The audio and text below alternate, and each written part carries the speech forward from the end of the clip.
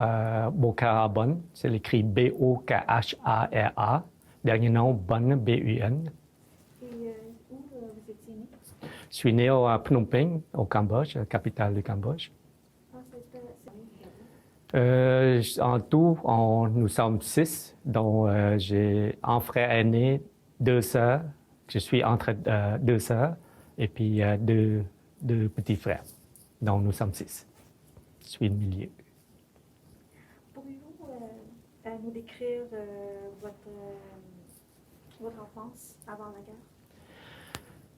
Avant la guerre, en 1900, je me souviens très vaguement puisque j'étais très très jeune. Donc, avant d'arriver à Pol Pot, j'avais que 6-7 ans.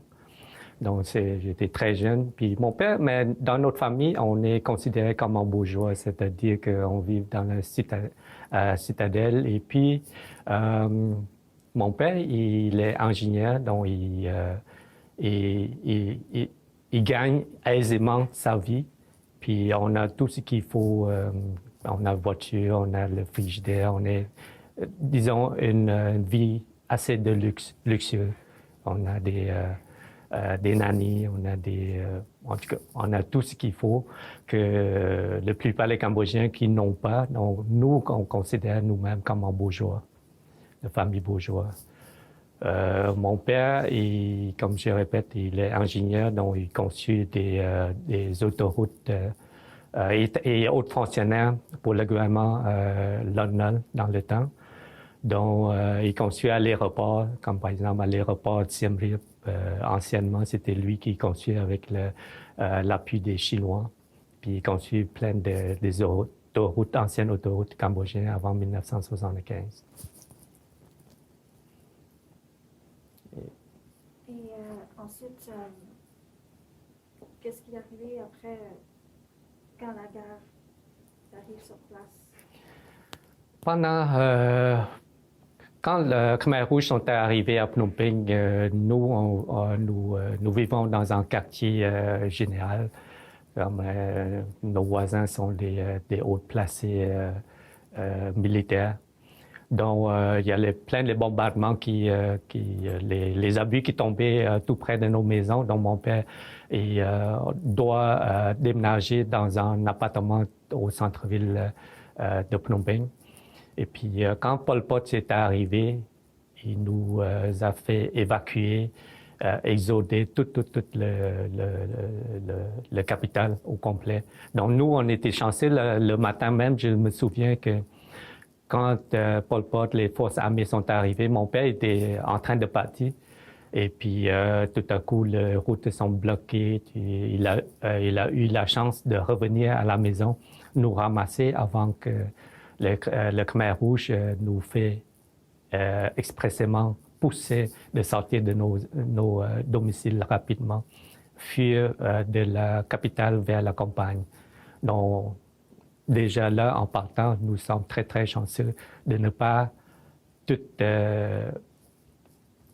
nous quittons le capital avec la famille au complet, surtout ma famille, ça veut dire mes frères et sœurs, que nous sommes, durant je pense que c'est le 17 avril, c'est juste quelques jours après le Nouvel An cambodgien, dont les enfants sont encore en congé. Donc, c'est vraiment, on était très chanceux en partant.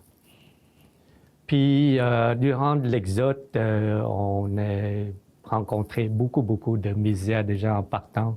C'est de masse population de tout près de 2 millions, je crois, selon les statistiques. J'étais encore jeune, mais j'ai lu tout après, mais j'en suis témoigné aussi qu'il y a beaucoup de malades qui se traînaient, qui mouraient dans la rue. Puis ça dure pendant probablement 1 semaine ou 2, ou même plus, que les soldats nous ont poussés de quitter en disant qu'il y a le bombardement américain qui s'en vient, donc il faut quitter le plus sacré possible. Et puis, ils ne nous laissent pas amener tous nos besoins. Ça veut dire que pratiquement rien. Ça veut dire quasiment rien, mais mon père, il a une voiture. Donc, on était quand même, comme moi, j'étais jeune, donc on n'a pas beaucoup marché au début, jusqu'à temps il n'y a plus d'essence dans la voiture. Là, les adultes commençaient à pousser les voitures, et puis c'est les seules choses qu'on peut amener. Et puis, on crevait de faim quasiment pas longtemps après. Il y avait des restants qu'on a fait durant le Nouvel An. Et puis, c'est la seule alimentation qu'on a apportée avec nous. Et puis, le restant, on n'a pas grand-chose. J'avais entre 6 et 7 ans au même mois. Donc, j'avais comme commencé maternelle. Je suis encore très, très jeune. Oui, encore à l'école maternelle. Donc, le français, l'anglais, tout ça, oublie ça. Même les Cambodgiens, j'étais très, très, très jeune. Donc, par la suite, rendu plusieurs villages, les Khmers rouges continuaient à nous pousser et nous séparer, les gens de Citadelle, et puis les gens s'appellent ça les locaux. C'est-à-dire que les locaux sont les pro-communistes, parce que il faut comprendre que le Khmer rouge, c'est le vengeant entre le bourgeois et le paysan. Ça veut dire que, comme la plupart des Cambodgiens dans le temps, ça probablement compté dans les 80% des fermiers, et puis on s'appelle ça la paysannerie. Donc, disons 10 à 15%, qu'on s'appelle ça le bourgeois, qui est la classe, le côté intellectuel et tout ça, sont souvent agglomérés dans la capitale de Phnom Penh. Puis c'est eux qui menaient le pays. Donc, durant le Khmer rouge, les soldats veulent éliminer ces gens-là pour ne pas avoir, comment on dit, pour ne pas avoir pour ne pas donner la chance à ces gens-là à se révolter contre eux. Donc, tout de suite, ils commençaient à tuer d'abord les forces armées, les pro-américains, c'est les soldats Lon Nol. Donc, tout de suite, on voit tout de suite, il y a les massacres au long de la rue là, qui tuent. Puis, au début, il est menté aux soldats pour dire que, bon, l'organisation, parce que le Khmer rouge, il se nomme pas comme hiérarchiquement définissant le statut, mais il utilisait, on s'appelle ça une organisation. En Khmer, ça veut dire Angkar. Angkar, ça veut dire une organisation. Il n'y a pas vraiment une personne qui vraiment, même Pol Pot, il n'est qu'une personne qui fait partie de l'organisation. Donc, il trouvait de sortes d'excuses que Angkar, l'organisation, besoin de ces soldats-là pour défendre le pays. En faisant ça, mais la plupart des soldats, ils se montraient que, bon, s'intéressaient parce que tout de suite après la défaite de Lon Nol avec les pro-américains, sont terminés la guerre. Les plupart Cambodgiens pensent que c'est fini, on va se réunir, on va se bâtir le pays ensemble, incluant mon père. Mon père, il a eu la chance aussi de fuir le pays, mais il n'a pas fait parce qu'on ne croyait pas qu'il va avoir le massacre. Autant le massacre qu'il comptait tout près de 2 millions sur 8 millions de la population, dont à peu près 20% de la population était péril dans la période de Khmer rouge entre 75 et 79. Donc, pour ça, on a vu en certains villages, quand je suis rendu, le Pol Pot, il veut toujours placer ces groupes de population-là qui s'appellent les nouveaux peuples. Ça veut dire les gens qui fuient de Phnom Penh, des autres provinces, pour aller à la ferme, à travailler au milieu rural. Donc, il sépare déjà, il ciblait déjà ces gens-là pour les tuer, pour les éliminer, parce qu'ils considèrent corrompus, qu'ils sont considérés comme contaminés par l'influence américaine.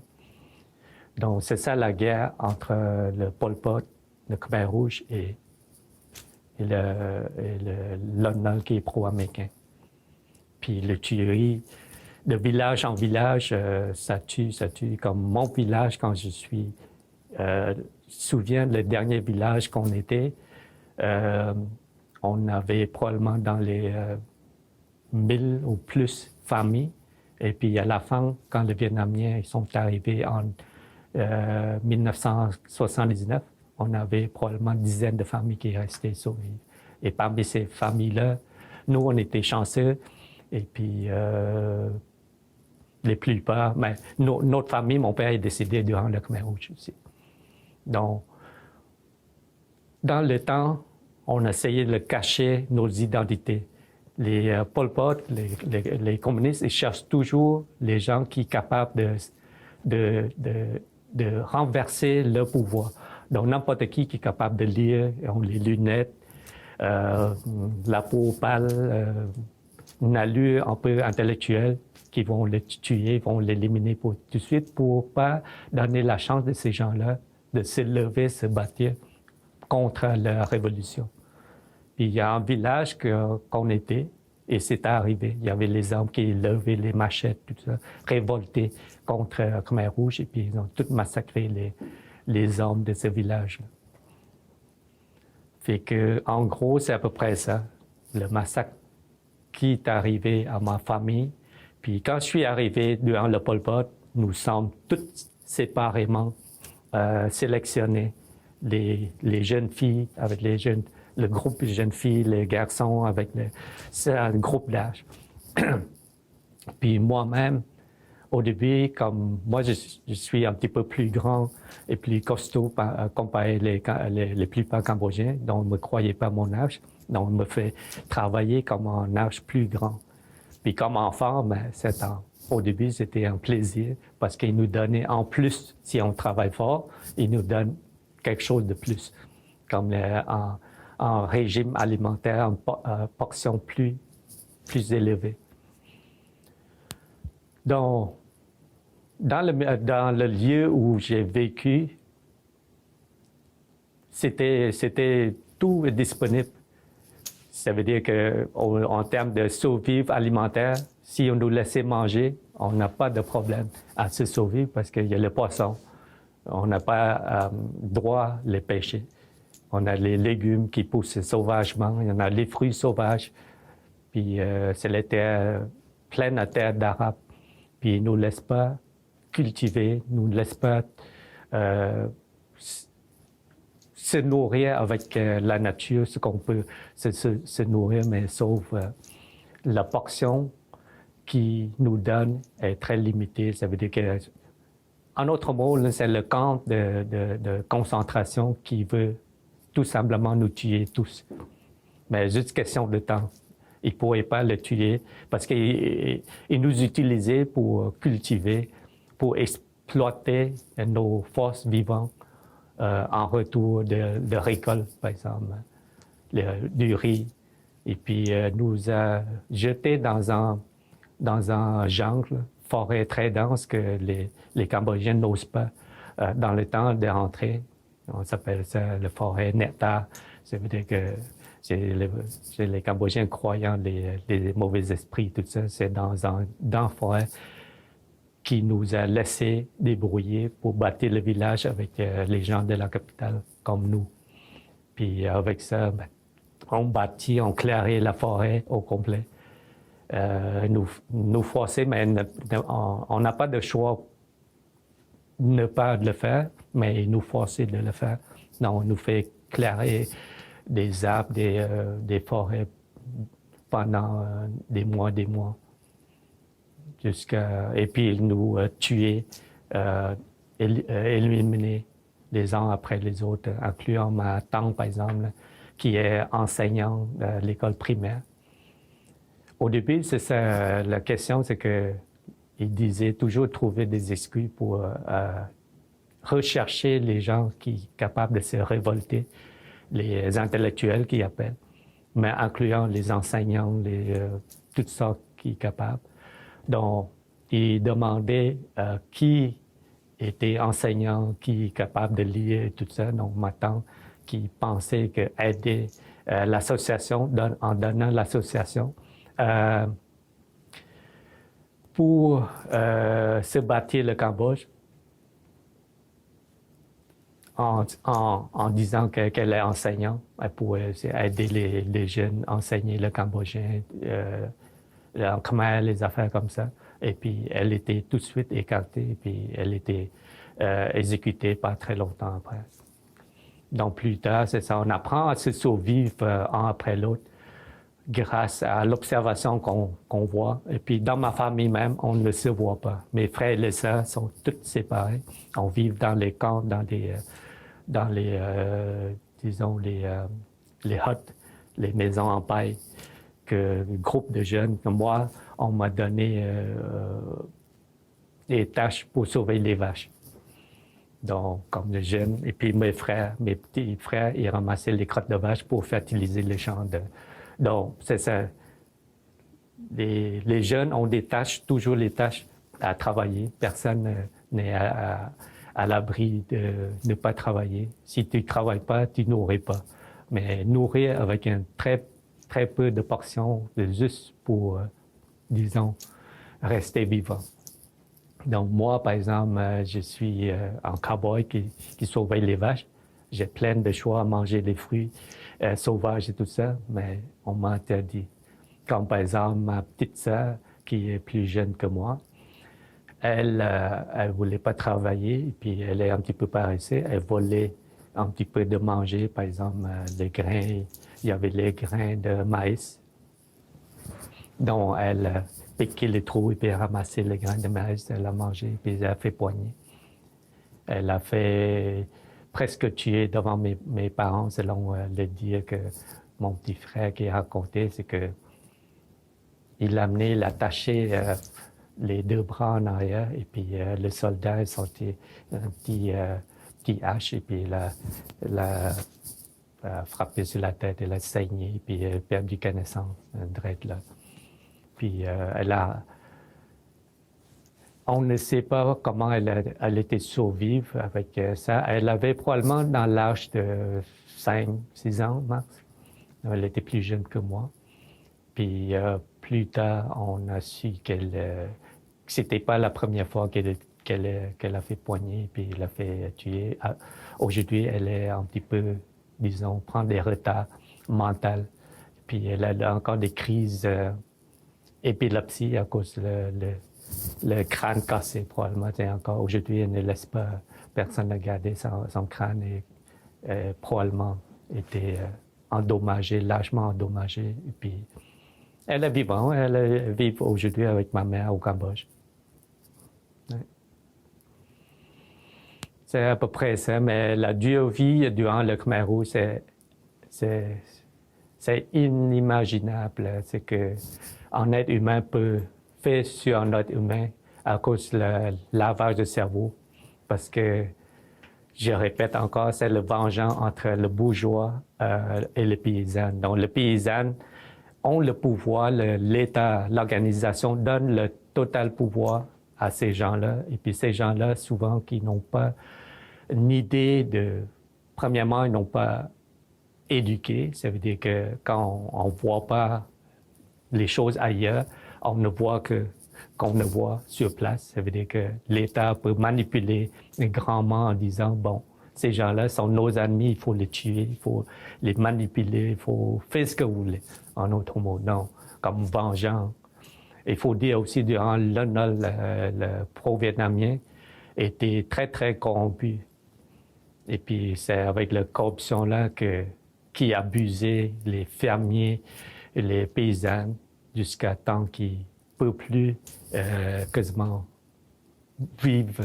C'est pour ça, lorsque le gouvernement a inversé de pro-vietnamien au pro-américain au communiste maoïste, c'est extrême communiste, c'est que c'est là la vengeance et la tuerie qui est arrivée. Oui. Qu'est-ce qui a arrivé après ça, ensuite? Ensuite, après la guerre, comme nous, on était ramassés après plusieurs déplacements de soldats qui nous a poussés de village en village. Nous, on était souvent, on on était sur la liste d'exécution. Mon père, il a une mère adoptive localement que son fils était un des hauts placés Khmer Rouge. Donc, il a accédé à des listes pour faire exécution. Donc, mon père, comme je répète, il est quand même assez bourgeois. Disons, son chauffeur, il a un chauffeur qui l'amenait au travail, tout ça. Et puis, durant le Khmer Rouge, le chauffeur-là est reconnu mon père, et puis il est venu, il dit bonjour, tout ça, et puis tout de suite, il était réparé. Mais en tout cas, l'histoire, c'est qu'on essaie de le cacher d'un village à l'autre, on essaie de le fuir d'un village à l'autre. Et puis, finalement, on était sans sortir plusieurs fois de l'exécution.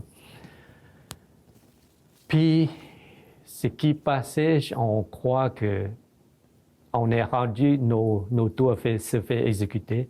Et puis, mon père, probablement, il s'est suicidé en prenant des fruits poisonneux. Moi, on était empoisonnés à plusieurs reprises. Avec mon père, il a essayé les champignons, puis j'avais les veines sorties de sang par les veines, tout ça, à cause de la poison des champignons qui nous a fait manger. Ils savent qu'on va se faire tuer. Puis il y a plusieurs fois comme ça qu'on essayait, que je crois mon père essayait de nous se faire suicider. Parce qu'on n'a pas accès à rien, absolument rien, médicaments, rien d'autre. Puis, comme je répète, on n'a pas droit à rien d'autre que les portions qu'ils nous donnent. Et puis, comme les outils, il n'y a rien qu'une cuillère. Une cuillère par personne.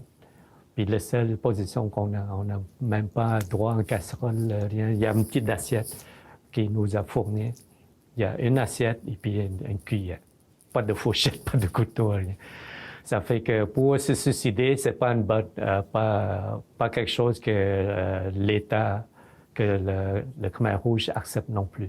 Ça veut dire que si on se suicidait, ça veut dire qu'on a caché, on est comme une sorte de criminel. Donc, si mon père, disons, qu'ils savent qu'il se suicidé, automatiquement, il va tuer toute la racine de haut en bas. Ça veut dire toute la liaison de mon père, mon grand-père, etc., etc. Il peut tout. Donc, il trouvait une manière pour se suicider tranquillement. La raison pour ça, la journée de sa mort, j'étais appelé à leur rendre visite et puis on voit les signes de stress qu'on voit c'était juste une couple d'heures avant que je suis arrivé qui est décédé. En pleine nuit. Il demandait la permission, mais il était malade avant déjà, qui est stressant. Probablement, c'est juste un petit peu malade, disons, le diarrhée, des affaires comme ça. Mais il savait qu'il va se mourir cette nuit-là. Et puis, il demande la permission des chefs de village que les enfants arrivent à la maison. Comme je répète, la maison était là, mais quasiment personne qui vivait, sauf ma mère qui est resté là avec, je pense, c'est mon plus jeune frère qui est probablement 2-3 ans et quasiment nourri encore. Donc, c'est le seul. Puis mon père, il vit pas à la maison non plus. Il avait son groupe qui cultivait la rizière avec le bol. Puis quand il était venu cette journée-là, le lendemain, il était mort. Puis on voit le signe de stress que je me souviens encore, qui est le signe que le suicide. Et puis par la suite, on a su que nos listes étaient sur la liste d'exécution. Et puis c'est comme ça, quand les Vietnamiens sont arrivés, on était sauvés, regroupés, quitter nos camps de concentration, rejoindre au village. Et puis par la suite, je pense que c'est la fin 1979, on a retourné à Phnom Penh.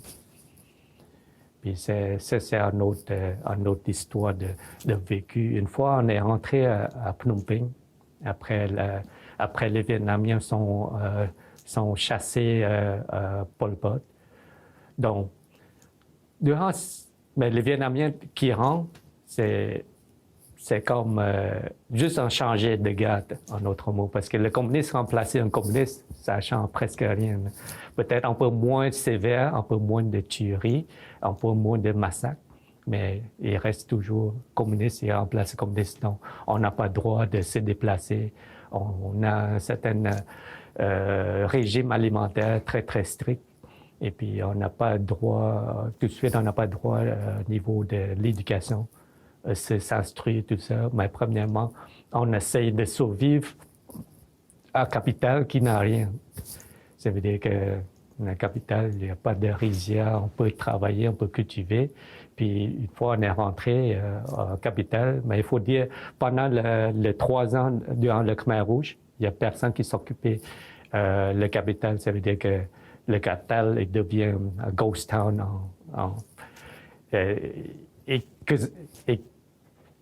c'est une ville fantôme. Il y a quelques autres dignitaires Khmer Rouge qui restaient, et puis quelques manufacturiers qui roulaient, que le Khmer Rouge qui ne savent pas comment le fait fonctionner. Par exemple, l'aéroport de Pochinta international, le Cambodge était complètement fermé, accédé, complètement barré de l'extérieur, donc personne qui peut rentrer au Cambodge, sauf de temps en temps que les Vietnamiens ou les avions vietnamiens ou les Vietnamiens chinois qui peuvent rentrer au Cambodge. C'est le seul temps. Puis, juste pour dire, quand on est retourné à Phnom Penh, on ne retrouve pas l'allure qu'il était, qu'on avait eue en 1975. Ça veut dire qu'il y a plein des arbres, des herbes sauvages qui poussaient partout. Il y a les morts, encore les cadavres, les os un peu partout qui traînaient. Puis c'est horrible, l'histoire de revoir le pays tout en ruine. C'est pour ça qu'il y a quelqu'un qui l'écrit, le Cambodge, comme en année zéro. Ça veut dire qu'on commençait complètement à zéro au Cambodge. Après, durant le Khmer Rouge, c'est vraiment... Il veut éliminer on s'appelle ça les gens contaminés par les produits matérialistes. Ils s'appellent comme le bourgeois. Et puis donner la force au pouvoir paysan. Puis là, encore là, on apprend à se survivre. Et puis, comme ma mère n'a jamais travaillé de sa vie, à part durant le Khmer Rouge, donc elle ne sait pas comment élever des enfants. Donc, c'est les enfants qui essaient de se débrouiller pour survivre. On essayait de cueillir des fruits sauvages à Phnom Penh. On mangeait des troncs de bananes, les bananiers, les affaires de même. Donc, on essaye de survivre. On a déjà survécu la famine durant le Khmer Rouge, mais après, durant l'occupation vietnamienne, c'est une autre phase de survivants. Et puis, c'est là aussi, il y a une autre mort durant cette période aussi, parce qu'on n'avait rien. On n'avait rien à Phnom Penh. Et puis, il n'y avait pas grand-chose à faire à Phnom Penh. Donc, ma mère, finalement, on a quitté Phnom Penh à travers un contact ancien des employés de mon père qui travaillent dans les travaux publics. Donc, ils ont les camions.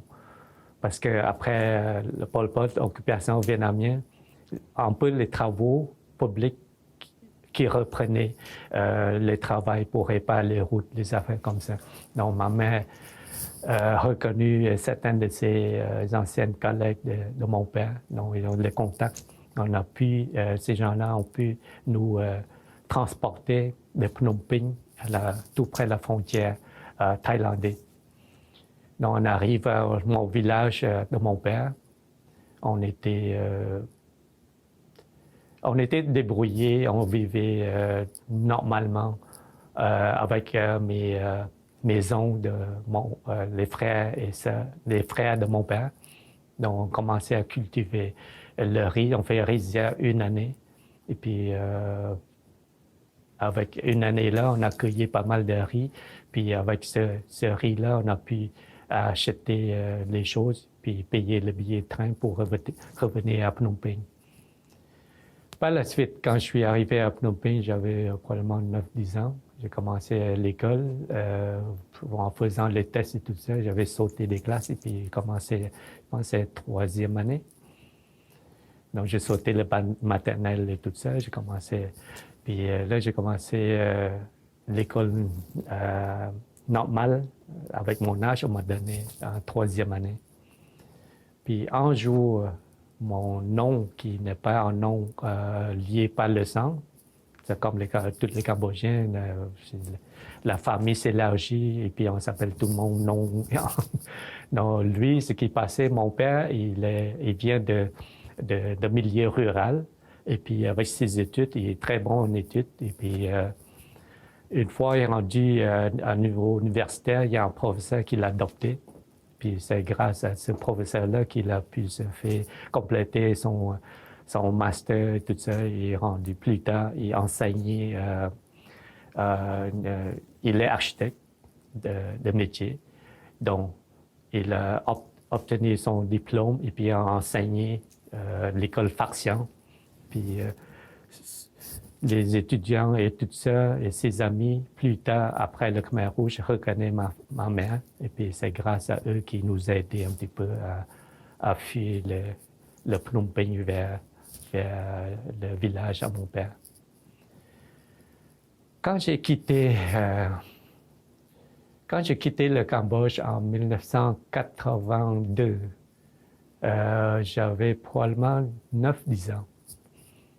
C'est avec ce ton-là que je répète qu'il n'est pas long lié par le sang, mais un nom lié par l'adoption de mon père.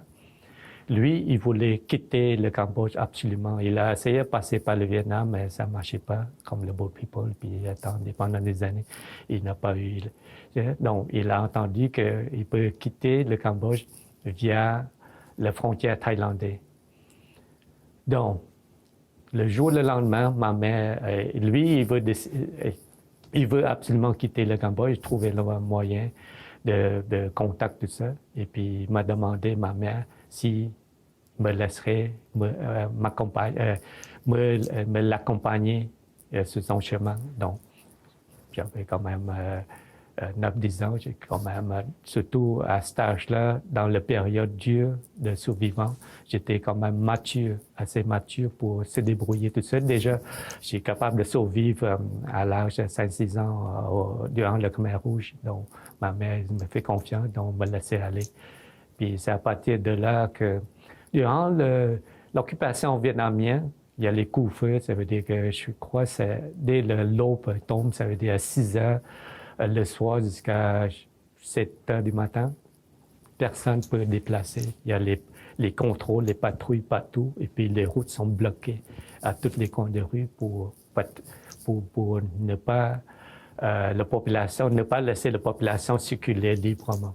Donc, il y a plein de contrôles.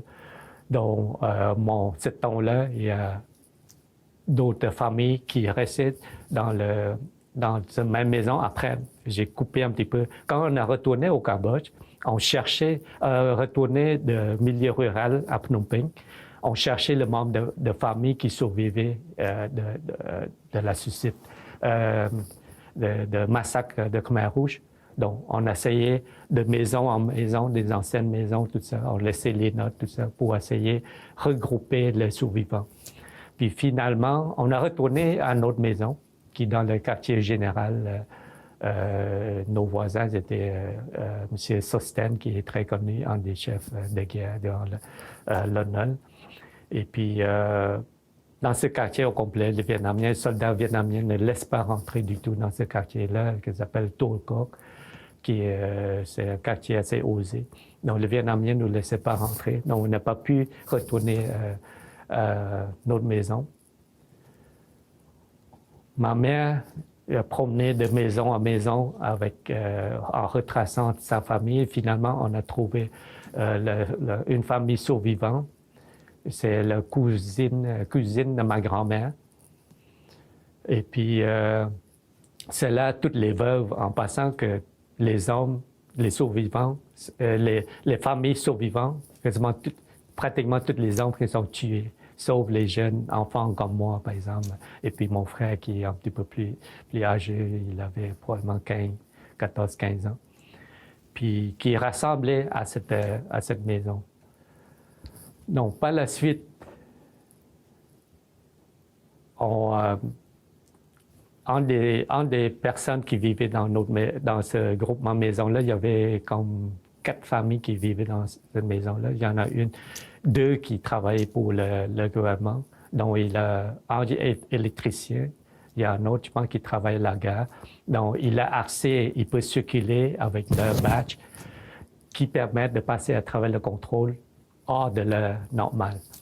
Donc, le matin-là, on m'a fait 2 bicycles.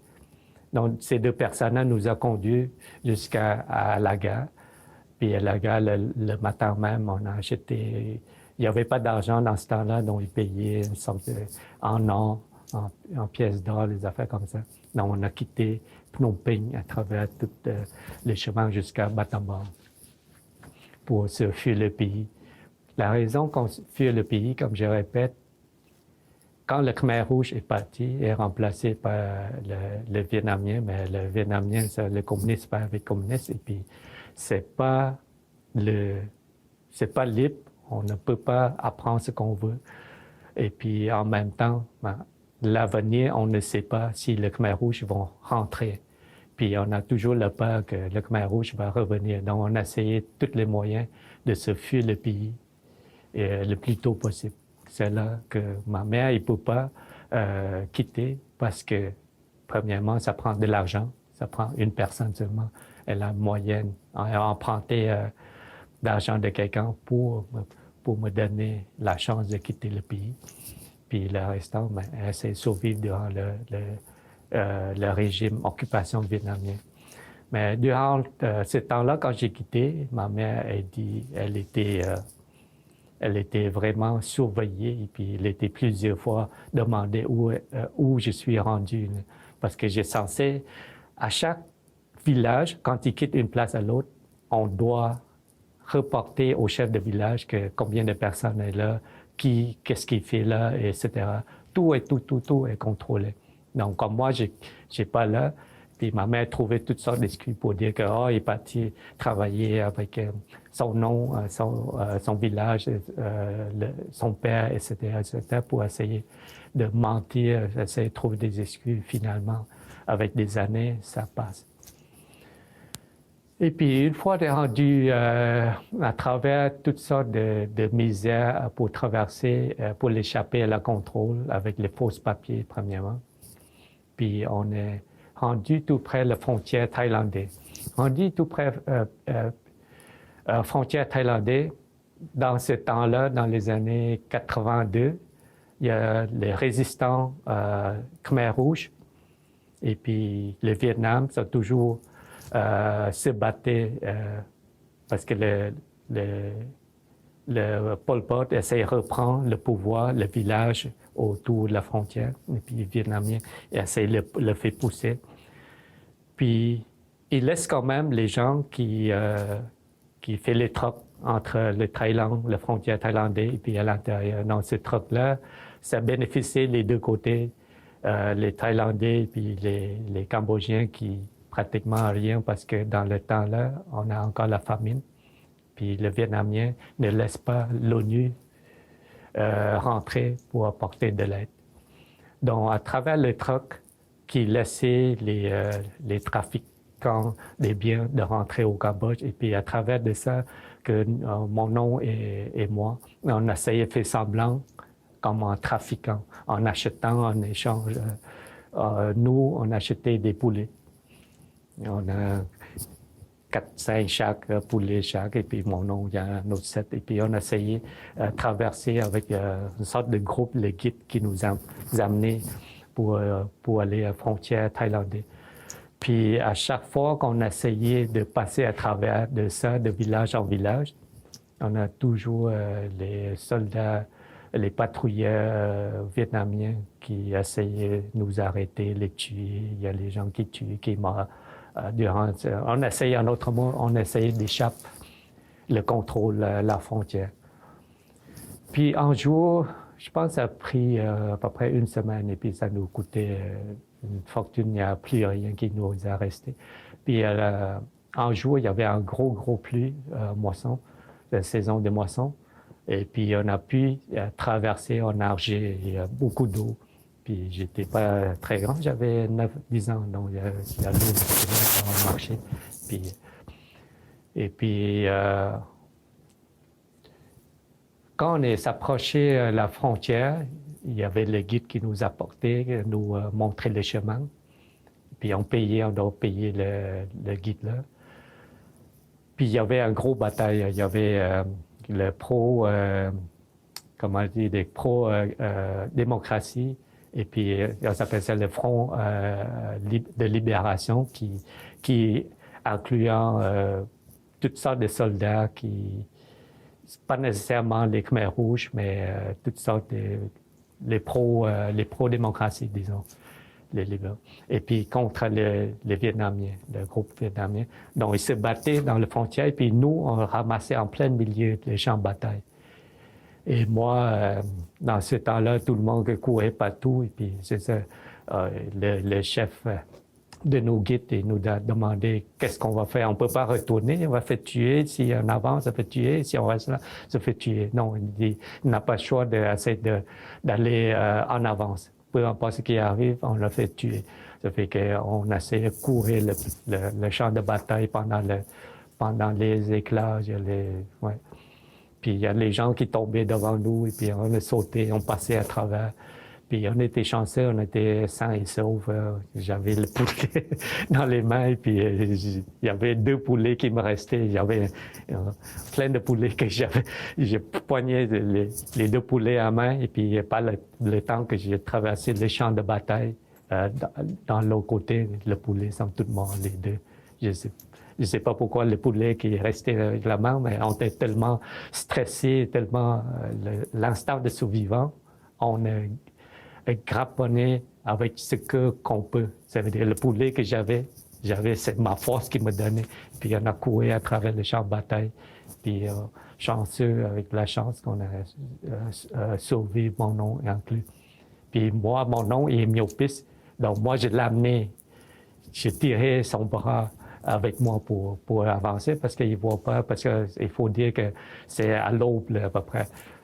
On ne voit pas vraiment clair parce que l'échappement doit faire pendant la nuit, que le plus la chance que se fait réparer durant le jour, mais on le voit parce que le Cambodge, c'est plein. Donc, à travers de ça, j'ai fait pas mal de cauchemars pendant des années et des années en arrivant au Canada, avec cette histoire de travers de champs de bataille, avec le traumatisme durant le Khmer Rouge, le survivre, on voit les gens tués, etc., etc. Ça marquait beaucoup dans ma mémoire jeunesse, et puis j'ai pas de jeunesse comme les autres Canadiens qui ont la chance. Moi, même avec mes enfants, je peux raconter l'histoire, ce que j'ai vécu, puis en jouer, parce que j'ai pas le courage. Et ces histoires-là, c'est marqué à jamais ma vie.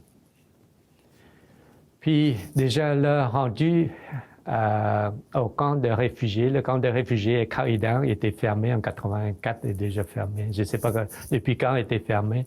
Donc c'est en autre cachette qu'on essayait de rentrer dans ce camp-là. Illégalement, on a payé le guide pour rentrer à travers la clôture. Il y avait au moins 3-4 lignes de patrouilles qu'on a passées à travers, et puis il y a les mitraillettes. Parce qu'à travers le camp de réfugiés, le camp est mené et contrôlé par les soldats thaïlandais qui ne veulent pas les gens rentrent ni sortent. Et puis il y a les mitrailleux en haut qui contrôlaient les gens, et puis ils nous tiraient dessus. Ça, c'est un autre peur que j'ai eu, mais encore là, on essayait de rentrer pendant la nuit. Il y avait quelqu'un qui creusait des trous en dessous le barbelé. Il y a plusieurs épaisseurs de barbelé, on passait à travers. pour rentrer dans le camp. Une fois rentré en camp, on se cachait. On se cachait parce que le camp est fermé, puis s'il est repéré par les soldats thaïlandais, ils nous battaient, ils nous mettent dans la prison. Et finalement, je pense que mon nom-là, il reconnaît un de ses collègues, anciens amis, qui nous a aidés à obtenir une sorte de carte d'identité en payant un certain montant que moi, je ne sais pas combien ça coûtait. Mais tout ça arrangé par mon nom. Puis c'est avec ça qu'on a pu y rester à Khao Dang. C'est un camp de réfugiés Khao Dang pendant 2 ans. Avec cette carte-là, on a droit à une portion, je pense, à peu près 50 litres d'eau par jour ou par semaine, je ne sais pas. Très, très, très peu d'eau. Donc, on a droit à une portion d'eau, un peu de riz, je pense 2 kilos par semaine, quelque chose comme ça. C'est très, très, très, très minime. Et puis, les poissons, ils appellent le plateau, c'est une sorte de tuna, un petit, ouais, ça s'appelle le plateau, c'est tout petit. Puis, on mangeait ça pendant 2 ans. Puis, de temps en temps, on a le pilon de poulet. Puis, je pense du porc, on n'a jamais eu de bœuf, je pense. Non, c'est les portions qu'on a reçues grâce à la part de l'humanité, aide humanitaire pour ce camp-là. Donc, pendant 2 ans, on essaie de vivre, de survivre. J'ai essayé de faire un peu de lecture. J'apprends un petit peu le Cambodge et puis un peu de français. Dans ce temps-là, commencer, je ne sais pas quand j'ai commencé à apprendre le français, mais l'anglais, tout ça, j'ai essayé d'apprendre n'importe quoi. J'ai la main dessus. J'avais poigné un livre cambodgien, donc j'ai commencé à lire. Puis mon nom, il déjà parlait français à cause durant l'ONOL, il a fait les études en français aussi. Parce que ça enseigne la langue française comme deuxième langue dans les années 60-70. Et puis lui, il parlait un peu français. Donc grâce à ça, lorsque le commissariat de réfugiés canadiens qui sont venus chercher les interprètes, lui, il donnait son nom comme interprète. Et c'est grâce à ce moment-là qu'on a eu l'accès pas longtemps après, je pense 6 mois à 8 mois après, on a eu l'accès pour revenir au Canada, faire accepter de venir au Canada. Non, à peu près, c'est brièvement mon histoire de parcours du Cambodge dans le camp réfugié. Puis là, en passant, le camp de réfugiés, Khao Dang était vraiment en autre misère, en autre phase de survivants parce que déjà à la frontière, il y a toujours les batailles et puis les soldats qui fuient les attaques vietnamiennes. Ils sont rentrés dans le camp et puis c'est ça, il y a des vols, il y a des viols, tout ça par les soldats. Et puis à toutes les nuits, on fuit de nos maisons, disons, c'est une maison, mais en fait c'est une sorte de hut qui est en cabanon. Il n'y a rien il n'y a pas de rien de très solide en bambou. On couchait sur les tabliers de bambou. Et puis, à chaque nuit, quand on entend les coups-feux, quelque chose comme ça, on courait vers on s'appelle ça le quartier général. C'est un camp où les soldats thaïlandais qui restaient. Et puis, c'est là, ils ont le fusil, tout ça. Et puis, des milliers qui se ramassaient. Et puis, ils ont un peu de lumière. Parce que devant chez nous, j'ai vu des allumants, l'éclairage avec les chandelles, tout ça. Donc, ça ne éclaire pas grand-chose. Non, quasiment toutes les nuits, là, pendant au moins 5-6 derniers mois avant que j'ai quitté en 84. Non. Rendu, une fois, on était sélectionné, puis rendu au Canada, le premier ville, en passant, avant d'arriver au Canada, on nous fait transférer dans un autre camp qui s'appelle le camp de transit. Le camp de transit, c'est le camp qui durait généralement de quelques semaines jusqu'à 2-3 mois, mais il y en a qui restent plus longtemps à cause de la maladie, tout ça. C'est là où ils font les tests de maladie et ainsi de suite. C'est la phase finale avant de venir au Canada. Donc, pendant ces périodes-là, on a eu la chance de venir au Canada et puis pour venir au Canada, il y a un prêtre missionnaire qui donnait le cours d'orientation, comment ça marche au Canada, tout ça rapidement. Puis j'étais là, j'ai rencontré ce prêtre missionnaire-là qui est devenu mon père adopté ailleurs. C'est grâce à lui que, au début, moi, je ne peux pas communiquer avec lui en français ni en anglais. Il y avait les Cambodgiens qui fait l'interprète entre nous. Puis c'est au hasard qu'on s'est rencontrés comme ça. Et puis lui, tout de suite, on s'est connecté. C'est un instant, disons, que au hasard, on se connecte. Puis c'est lui qui donnait le cours d'orientation, ça veut dire comment ça a l'air. Il y a les diaporamas qui montraient le paysage du Canada, l'hiver, l'été, et puis les grandes villes, les gratte-ciels et tout ça. Comment fait fonctionner le cuisinier, le banc, les affaires comme ça. Mais moi, je me souviens de ma jeunesse, j'ai presque toutes ces choses-là que j'ai connues déjà, sauf le frigidaire, je connais, mais sauf le four électrique, chez nous, il n'y en avait pas. Non, on avait une bonne qui cuit avec le charbon électrique, mais sauf, on n'avait pas le four électrique comme tel, c'est le seul que j'ai pas su comment l'utiliser. Par la suite, une fois on était arrivé au Canada, lui, il m'a demandé, en quittant, il m'a donné $20 canadiens, je me souviens toujours, le $20 canadien, et puis il dit, achetez les termes et puis envoie-moi des lettres pour donner l'adresse à lui, au camp de réfugiés. Lui étant missionnaire, donc il stationnait au camp de réfugiés en Thaïlande pendant quelques années. Une fois, je suis arrivé au Canada, je l'ai envoyé en lettres, 2 lettres en cambodgien. Chez lui. Lui, il a réparé. Quand il a fini sa mission à la frontière-là, il retourne. Il est revenu au Canada. C'est là, et en passage, j'étais à Windsor en passant. Quand je suis à première arrivée au Canada, on m'a envoyé à Windsor. Et puis, c'est là qu'il m'a ramassé, il m'a adopté après. Revenons en arrivant au Canada. Moi, avec l'orientation et tout ça, et puis mon imagination que le Canada était en paradis aphrodisiaque, pas aphrodisiaque, mais paradisiaque, que j'imaginais que c'est en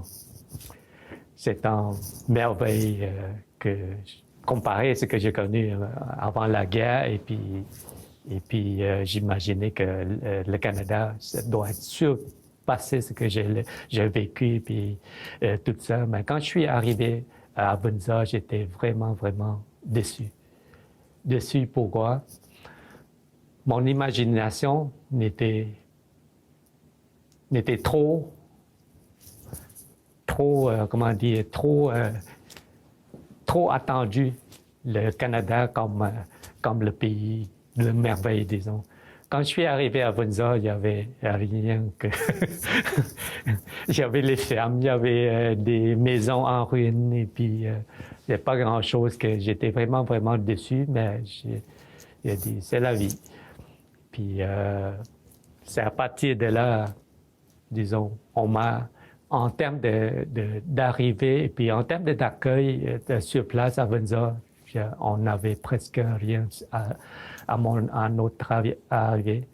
Parce qu'il y avait une aide sociale qui est venue nous voir, qui nous dit, bon, on nous a donné une chambre à coucher à Holiday Inn à Windsor. Je me souviens encore cet endroit-là, il y avait la rivière alentour, et puis on nous a laissés là pendant des semaines ou même des mois. Je crois qu'on était là probablement un bon mois ou 2 pour se débrouiller tout seul. On a mangé comme moi, j'adore manger cambodgien, mais asiatique, le riz surtout.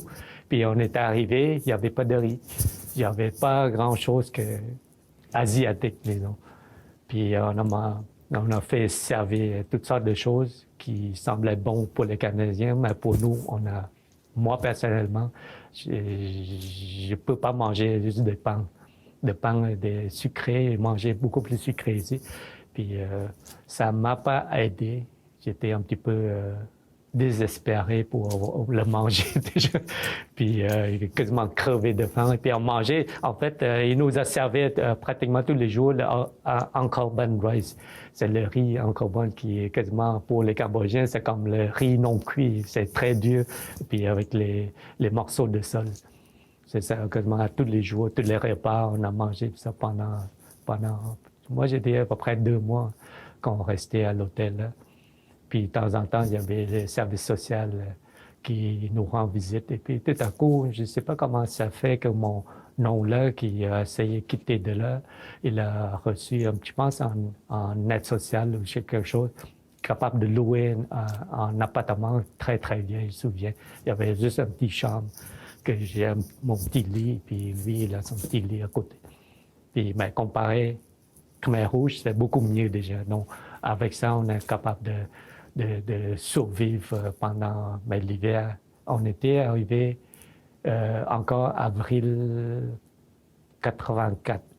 Donc, l'hiver, quand même, encore là, mais à Windsor, c'est quand même chaud. Mais chaud au Canada, mais pour les gens qui viennent du Cambodge, c'est encore très, très froid, mais on est mal vêtis, on n'a pas beaucoup, et on n'a rien, on n'a pas de manteau d'hiver, quasiment, il n'y a pas de bottes d'hiver. Mais j'avais déjà, il n'y a pas de neige quand on est arrivé au mois d'avril, mais on s'est débrouillé comme ça, et puis il n'y a pas de contact cambodgien. Il n'y avait pas de contact cambodgien, puis je ne sais pas comment on s'est débrouillé, ça c'est les tâches à mon nom. Puis quand mon père est revenu de camp de réfugiés thaïlandais, il m'a ramassé, il m'a demandé mon nom, il dit il va aller se fiancer avec sa fiançaille aux États-Unis. Donc moi, je vais ramasser seul. Donc, en passant, le prêtre, le missionnaire de Thaïlande, qui est devenu mon père adoptif après, il m'a ramassé et puis il l'a amené à Winnipeg. C'est là mon histoire commence l'école et tout ça à Winnipeg. Donc, une fois rendu à Winnipeg, comme lui est prêtre, donc on m'a donné une chambre au presbytère, à l'archevêché de Saint-Boniface, qui est très belle, et puis la chambre était très grande, puis j'ai ma propre chambre, et puis j'ai mon lit. Tout se fait servir par comme les prêtres. Les prêtres, ils ont toutes le bouffe et tout ça, mais encore là, le bouffe, c'est pas asiatique. J'ai encore amusé à m'adapter à ces choses-là. Je me souviens que le prêtre m'a acheté des pizzas, pensait que le pizza, c'est bon pour les enfants. Il faut dire que l'instant-là, j'avais que 12 ans. 12, 13 ans. Puis le pizza, moi, ça m'enlève le cœur avec la sauce pizza, comme la sauce pizza, c'était pas asiatique, non, quelque chose de différent, puis je n'ai jamais connu l'arôme-là. Puis ça m'a pris du temps, jusqu'à aujourd'hui, moi, j'aime pas de pizza à cause de cette première remarque-là qui m'a resté imprégné dans mon cerveau, et puis je mange, mais c'est quelque chose ça m'enlève le cœur. Donc, à partir de là, une fois arrivé à Winnipeg, c'est là ma vie, vraiment ma carrière, qui est devenue plus tard ma carrière. Le prêtre connaît une directrice de l'école primaire, qui est madame... j'ai oublié, j'avais noté, j'ai oublié. Et puis elle, parce que Winnipeg, il faut dire que c'est une ville anglophone, majoritairement anglophone, et puis il y a l'école d'immersion et l'école française. À Saint-Boniface, il y avait les franco-manitobains, ils n'ont pas vraiment... L'école est très limitée comme financière, tout ça, donc ils ne laissent pas tout le monde prendre le cours français. Donc, mon père, il demande... cette directrice-là, elle dit, j'ai un réfugié que j'ai adopté, puis j'aimerais qu'il l'essaye à ton école, commencer à l'école des classes normales. Parce qu'en tant que réfugié, on a d'abord, faut envoyer à l'école de langue, langue de second. Puis moi, j'avais absolument rien. Mais pendant 3 ou 5 mois à Windsor, j'avais commencé à apprendre l'anglais un peu déjà. Puis il y a l'aide sociale qui m'a aidé à apprendre l'anglais. Et à partir de là, je ne sais pas lire, je ne sais pas rien, même alphabet, je ne connais même pas de A à Z, ni français ni anglais. Ça fait à partir de là, j'ai commencé, le prêtre, la directrice a accepté puis demandé un professeur de groupe mon âge qui est 8e année. Puis le professeur, je me souviens toujours, puis on a toujours le contact, c'est Michel Gagné. Lui, il dit, oui, il n'y a pas de problème. Lui, il déjà vécu ailleurs en Afrique. Je pense que son père, il travaillait comme enseignant en Afrique. Et puis, c'est ça, avec l'étranger, il est quand même assez habile. Comment ajuster, travailler avec les étrangers. Donc, je suis le seul asiatique cambodgien qui est entré dans cette école-là. Puis le professeur, il demande les élèves s'il veut essayer, disons, donner la chance à moi d'essayer, assister à sa classe. Et puis, c'est à partir de là que moi, j'ai commencé. J'avais un dictionnaire cambodgien et puis français. C'est avec ça que je communique avec eux, mot par mot. Puis, tout à coup, il faut dire que mon but en arrivant au Canada, j'ai déjà un grand but. Mon but, comme mon père, on est dans la famille studieux, qui aime l'éducation. Donc, déjà, même éliminé avec le Khmer Rouge et tout ça, cette idée-là, l'envie d'apprendre, c'est toujours resté dans nos gènes. Même mes frères et sœurs, tout ça. Donc, en arrivant là, commencé par 6 mois, et puis je me cachais les fins de semaine, je me cachais pour apprendre. L'accueil à cette école-là, c'était mon meilleur espoir de tous mes vécus depuis Khmer Rouge jusqu'au Canada. Pourquoi? Pour quelle raison? C'est que j'ai perdu ma famille, j'ai quitté seul. Seul, il faut dire, mais avec non, c'est différent d'âge et puis c'est pas même lien de sang non plus. Donc moi, j'ai débrouillé toute seule et puis j'ai pas la famille, j'avais mal de famille, j'avais le cauchemar, j'étais malade, j'ai poigné malaria au camp de réfugiés, j'ai presque mouru là, manque de soins, etc. Une fois rendu à l'école, je sentais que ma famille sont là. Les élèves de cette classe-là m'ont adopté comme si j'étais leur frère et sœur. Et puis, c'est là que c'est vraiment l'esprit ouvert à cette adoption-là que je me sentais, et puis avec l'envie d'apprendre, que j'ai récupéré rapidement, attrapé mes 12-13 ans que les autres sont déjà dépassés. Tranquillement, j'ai récupéré, et puis j'ai passé mon année, 8e année, comme tout le monde. Passé à travers, je ne sais pas comment j'ai fait. On m'a donné probablement un peu de chance au début, mais j'avais un livre Mauger Tombant, le grammaire français. J'ai commencé quasiment à mémoriser. Il faut dire aussi que j'avais la chance. De nature, j'ai des mémoires photographiques incroyables que j'avais. Chaque feuille, chaque page, je lis jusqu'à secondaire, j'ai cette mémoire-là, qui m'a beaucoup aidé, c'est qu'à chaque page que je lis, je peux revenir. J'ai le marqueur, puis je suis capable de repérer les phrases, les mots, que pendant le test, je suis capable d'écrire, répéter mot à mot ce qu'il écrit sur le texte. Donc, c'est cette manière-là que j'ai pu récupérer et puis attraper les autres. J'ai vraiment la chance pour d'avoir acquis cette mémoire photographique-là. Donc, après, 6 mois passent, se déroule tout ça. Puis, tout le monde m'a aimé. Et puis, il y a un mes meilleurs amis, jusqu'à date, il reste ici à Hull. Puis, on le tient toujours et fait adopter quasiment par sa famille aussi. faut dire que j'ai la chance de rencontrer toutes sortes de monde durant le voyage de ma vie. Comme j'imaginais comme j'étais en radeau qui flottait dans un grand océan. C'est pas quelle destination où je m'en vais. J'ai laissé la nature se fait toute seule. Tout ce que je sais faire, c'est de rester en vie et puis apprendre le plus que je peux. Puis le succès continue. Et puis j'étais choyé avec de l'aide, le support avec ce même groupe que j'ai commencé en 8e année avec la classe de Michel Gagné. Et puis ce groupe-là m'a toujours tenu support comme ami, comme frère adoptif, frère et sœur adoptif. Jusqu'à aujourd'hui, on ne sent pas encore, mais beaucoup moins parce que j'ai la famille, tout ça, j'ai ma carrière, je suis très occupé. Passé par là, rendu secondaire, j'ai encore eu de très bons succès, puis j'ai fait tous mes cours parce que à Winnipeg, j'avais les cours, c'est pas la même chose qu'au Québec. Il y avait les cours c'est classé pour l'université, on s'appelle ça le cours 00, comme par exemple la première année, c'est 100. Puis le cours pour les collèges, c'est 101.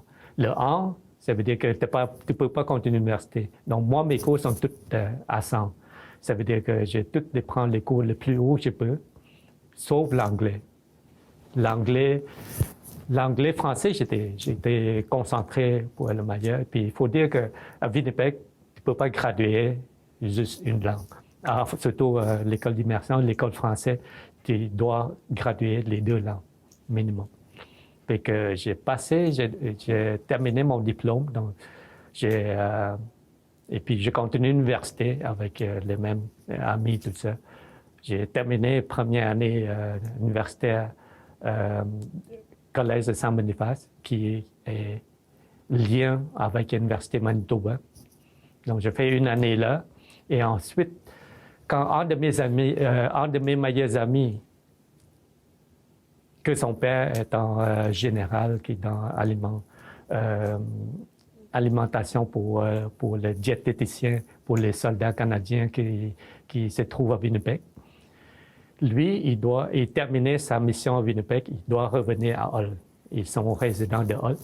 Puis quand il est revenu à Hull, il m'a demandé de le rendre visite. Donc, je suis venu à Hull ici grâce à lui pour rendre visite à Hull.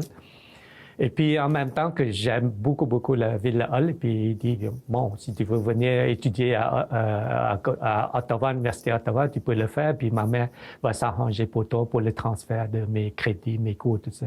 Donc, j'ai dit, j'ai encore la chance. Winnipeg, oui, c'est bon, mais Ottawa, c'est encore mieux.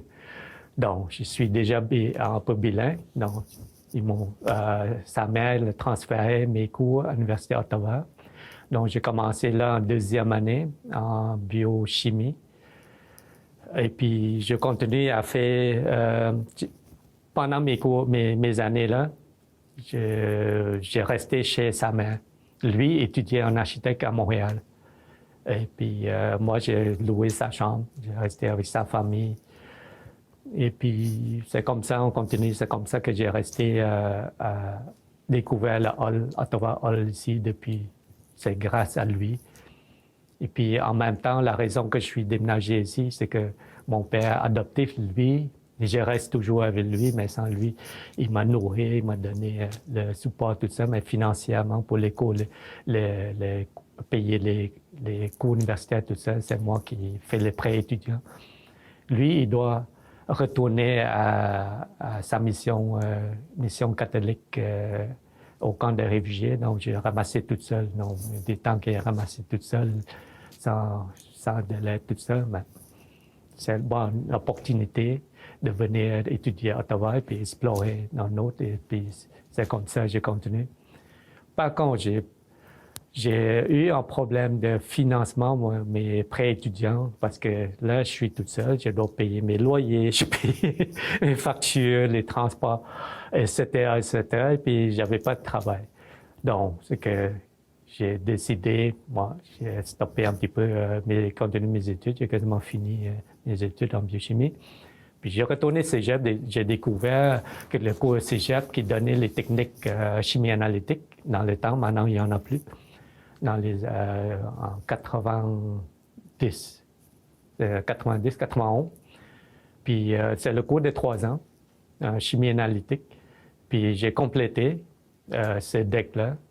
Puis j'ai travaillé 3 ans en tant que technologue de laboratoire qui j'ai analysé les produits exportés, les fromages, les œufs, la viande, les légumes, tout ça qui vient d'ailleurs, export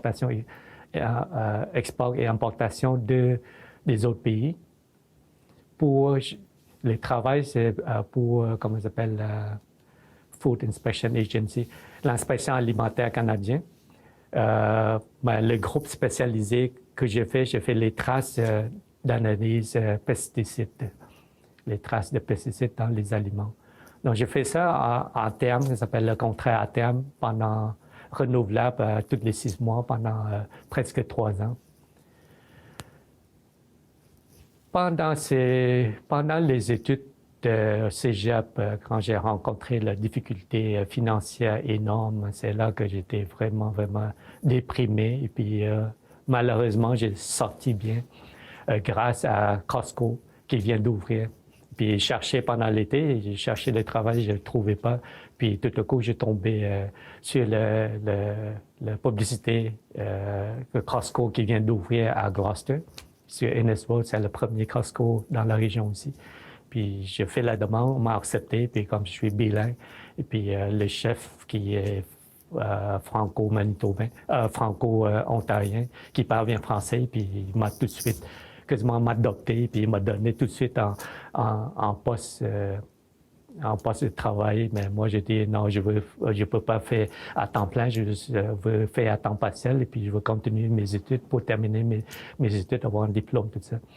Puis grâce à Costco, que j'ai pu continuer mes études et terminer mon deck en chimie analytique. C'est là que j'ai fait, la première fois, je suis sur le marché du travail. Je fais ça 3 ans, et puis, pour raccourcir, je suis marié. Pendant ce temps-là, 2 ans après, j'ai travaillé. J'ai rencontré ma femme, et puis elle est française. Le lien entre ma femme et moi, c'était une très longue histoire. Pendant mes études cégep et tout ça, j'ai le frère qui restait en France, que sa belle-mère, qui est l'amie de ma femme actuelle. Donc, il essayait de m'arranger avec elle en matchmaker pour un couple d'années. Ça ne marchait pas. Et puis, tout à coup, à un moment donné, après plusieurs fois, s'est croisé. Puis, on était un ami pendant peut-être 2-3 ans. Et tout à coup, on s'est on s'est fait fiançailles et tout ça. Puis, c'est là qu'on s'est mariés. Pour revenir au Canada, c'est que après le mariage, on a eu une fille. En 97, on a eu une fille. Et puis, en même temps, malheureusement, j'ai perdu mon emploi.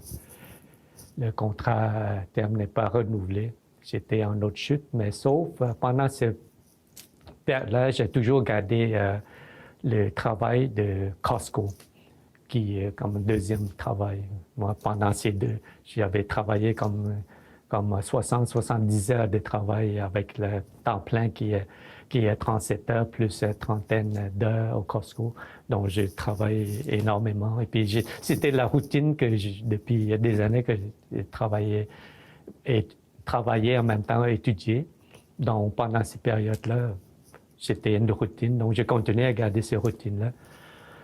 Non, c'est un autre chute quand j'ai perdu ce travail-là. Comme technologue de laboratoire chimique pour l'inspection alimentaire canadien. J'ai décidé, on m'a donné des postes d'opportunité pour aller travailler à Montréal ou à Toronto, parce que tous les laboratoires sont privatisés nouvellement. Puis j'ai décidé, bon, moi je ne veux pas déménager, puis j'aime ce que je viens d'établir en passant avec mon épouse et tout ça. Montréal, je ne connais pas grand-chose non plus. Non. J'ai décidé de rester, puis j'ai retourné au Cégep Angers pour prendre les cours d'informatique. Donc, vous voyez, j'en ai plusieurs, plusieurs decks, plusieurs carrières en mode cheminement. Donc, j'ai retourné, j'ai fait la programmation accélérée pendant 2 ans. Alors, après ça, j'ai terminé, puis j'étais chanceux, j'ai fait tout de suite avec mes études, j'ai tombé dans les bacs de 2000. Donc, c'est ça, j'ai rentré gouvernement tout de suite avec en 2000 comme informaticien, puis j'ai travaillé comme développeur, programmation de réseau, et par la suite, actuellement, c'est ça que je reste dans ce domaine-là avec ce carrière de programmeur, développeur, sysadmin, tout ce que vous voulez. Là. J'ai fait ça pendant presque 20 ans déjà. Donc, si je regarde, je recule ce que j'ai passé toute ma vie jusqu'à date, je suis très content, je suis très fier de moi, le vécu malgré la difficulté, les obstacles que j'ai eus. J'ai chanceux d'avoir d'abord la mémoire photographique que je l'ai perdue, je pense maintenant. Je ne me souviens pas grand-chose. Grâce à mémoire photographique, grâce à la classe 8e année, qui est classe Michel Gagné, et puis la directrice qui m'a donné la chance de débuter ma nouvelle vie avec ce groupe-là. Puis le succès après succès que j'ai eu vraiment la chance de rencontrer le monde, un après l'autre, même au travail, les gens m'aident à se placer. Je n'ai jamais vécu le problème de racisme. On m'a toujours aimé. Comme je dis, j'ai été choyé. Ma famille, adoption, à Winnipeg, quand j'ai commencé, c'était une famille complète. Il faut dire que durant le Khmer Rouge, on était séparés à l'âge de 6-7 ans. Là, que je ne connais pas vraiment ma famille biologique comme telle. Parce qu'à 6-7 ans, vécu avant ça, souviens, mais pas beaucoup de vécu comme tel, parce que mon père travaille, ma mère fait ses popotes et tout ça. Et puis mes frères et sœurs, on joue comme ça. Mais après 6 ans, 7 ans, on travaillait dans le champ, chacun essaie de survivre. Puis rendu au Canada, c'est vraiment, j'ai ma famille complète. Mais il faut dire que les fins de semaine, je ne l'ai pas voir ces gens-là. Et puis j'avais toujours hâte de revoir le lendemain. Pendant les vacances, c'était un petit peu triste parce que je l'ai perdu pendant les vacances. Mais on se tient contact quand même durant l'été et tout ça. Donc j'étais choyé parmi ces gens-là. Il y en a qui demandaient leurs parents de m'adopter. Puis il y en a un son père est un avocat et puis il voulait m'adopter. Et puis j'ai décidé. Moi, je suis déjà adopté par le prêtre et puis sa famille, le prêtre, par ailleurs, était un énorme support aussi. Eux, ils viennent de la ville de Québec, 100 fois, direct de Québec. Puis à chaque fois, ils me considèrent comme parmi les leurs. Comme parmi ses neveux, tout ça, leurs neveux. Puis j'étais vraiment, à vrai dire, jusqu'à date, j'ai rien à se plaindre. Puis le succès que j'ai, je n'ai jamais oublié où je viens. Et puis ce succès-là, c'est ce que j'essaie de faire, d'aider les jeunes Cambodgiens, de donner le courage et puis de ne jamais, se laisser faire, se laisser abaisser par les mots. C'est sûr que j'ai un peu le vécu un petit peu rude parfois avec les jeunes, mais c'est normal, on censure un petit peu mot ici et là, c'est pas vraiment voulu, les petits accrochages ici et là. Mais il faut jamais, les obstacles sont là. Toujours dans la vie, il y a toujours le haut et le bas. Pendant qu'on est haut, il faut toujours se préparer le bas. Donc moi, j'ai toujours le vécu, comme je dis, j'ai le dur vie pendant tout ça. J'ai le vécu le bas, le plus bas que c'est durant le Khmer Rouge, c'est l'enfer. Tu peux pas aller plus bas que le bas que j'ai vécu. Donc pour ce bas au Canada, c'est pas grand-chose. Je peux survivre. En passant, durant mes études, j'ai manqué beaucoup d'argent et tout ça. Je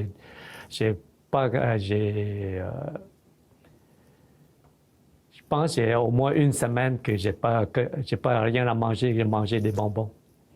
Il n'a plus de instant noodles, les nouilles instantanées, il n'y en avait plus parce que j'ai pas d'argent. J'avais compté les sous pour prendre les autobus et tout ça. Il faut vraiment... j'ai vraiment sacrifié pour mes études et puis j'ai pas regretté du tout. Et puis je trouve que c'est le choix que j'ai fait. Puis j'ai réussi bien le sacrifice que j'ai fait. Et puis c'est ça le message que je voulais transmettre à mes enfants et tous les jeunes. Il faut se forcer, il faut s'évaluer, il faut toujours pour être prêt à s'affronter les obstacles. N'importe où on va, il y a toujours les obstacles. Il faut se prévoir ces obstacles-là pour contourner. Quand on est en haut, il ne faut pas oublier que ça se peut tomber. Donc, pendant qu'on est en haut de nos vies, quand je parle le haut, le bas, c'est ça. Il faut toujours prendre l'espoir qu'on peut toujours aller plus haut. Plus haut, plus haut, plus haut, plus haut. Il faut pousser le plus loin qu'on peut, ce soit apprendre quelque chose. Moi, j'apprends beaucoup, pas nécessairement pour avoir le gros diplôme, mais plutôt pour m'en servir, pour remplir la curiosité. Je suis en être très curieux. C'est grâce à ça que j'apprends rapidement. L'apprentissage, c'est pas nécessairement pour être à l'école. L'apprentissage, ça se peut faire par soi-même, par n'importe quoi qu'on fait. C'est un apprentissage. Comme j'ai toujours aimé l'expression, le dire, c'est que le proverbe qui dit la vie, c'est la lutte pour exister. Ça veut dire que la vie, c'est toujours lutter.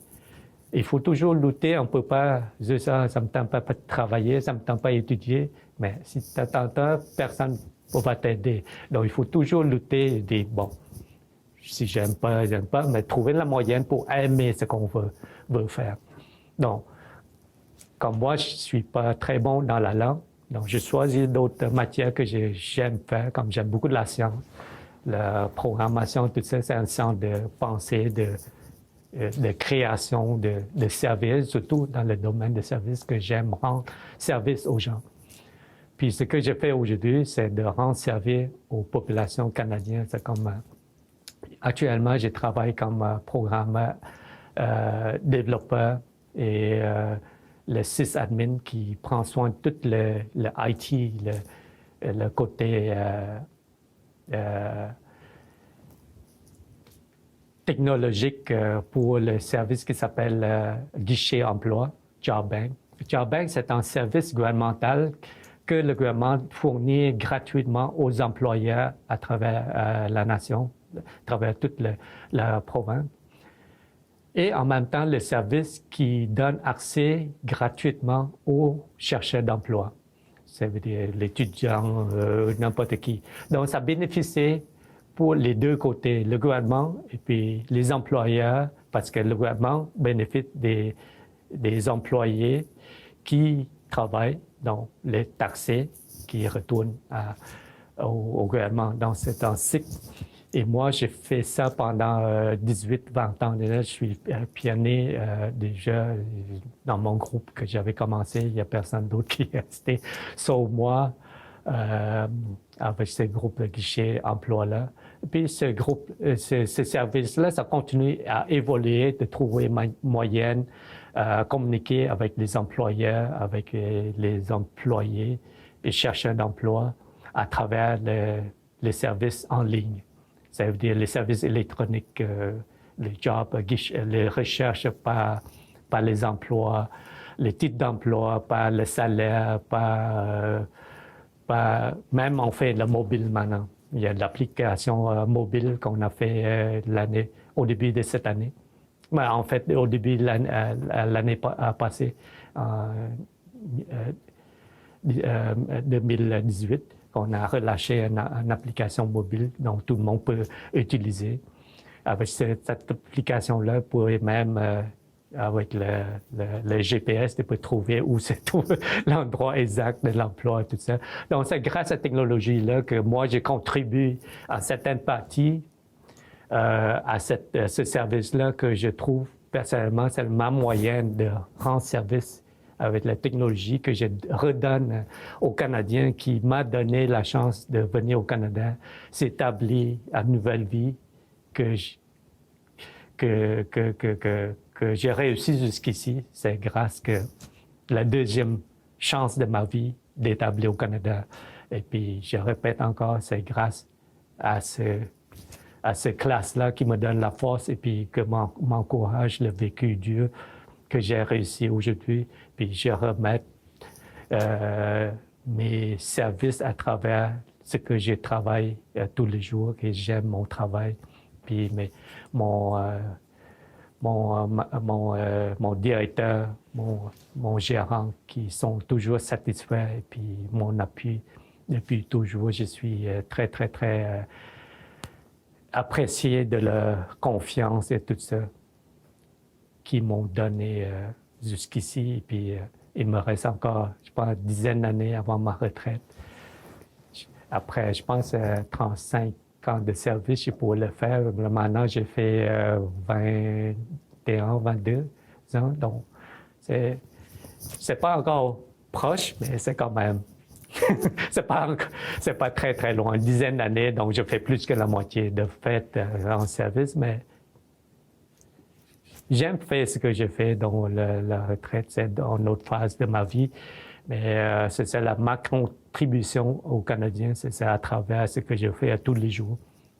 Et puis, j'apprends tous les jours, et puis j'essaie d'encourager les gens à pousser le plus loin de leur capacité pour rendre service à la communauté, comme moi je fais, essayer de rendre service aux communautés cambodgiennes pour qu'ils puissent avoir la confiance. Je trouve que les Cambodgiens sont très